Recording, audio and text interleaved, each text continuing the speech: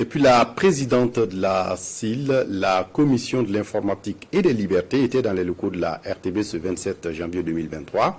Elle est venue s'enquérir des conditions de travail des agents et plaider pour un renforcement des capacités de la RTB pour une information juste et qui préserve le droit de chaque citoyen burkinabé. Jérôme Tendano.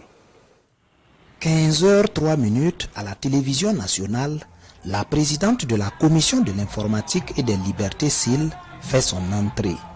Visite de courtoisie et de reconnaissance pour Marguerite Ouedraogo et sa délégation.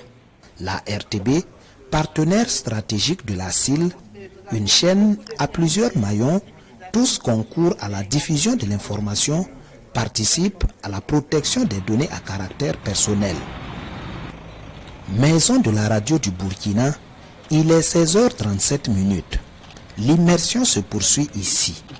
Radio rurale, Télé Zénith, Archives, Radio nationale, responsables et agents mobilisés, l'autorité chargée de la protection des droits du citoyen dans le traitement des données informatiques salue le don de soi du personnel de la famille RTB. Je me suis rendu compte que des données sont collectées de bout en bout de la chaîne.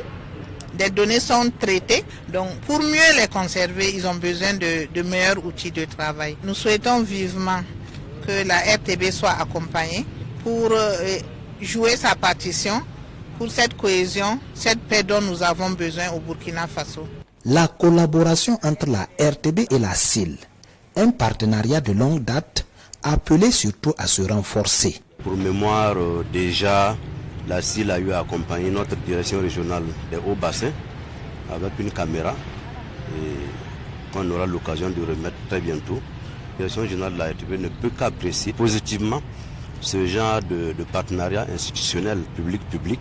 C'est de faire plus ce qu'on faisait avant et renforcer ce partenariat. Et en voici les symboles.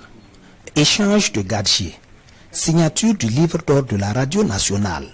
Le tandem Commission de l'informatique et des libertés, radio-diffusion-télévision du Burkina, affiche ainsi sa volonté à œuvrer pour une diffusion responsable de l'information au Burkina Faso.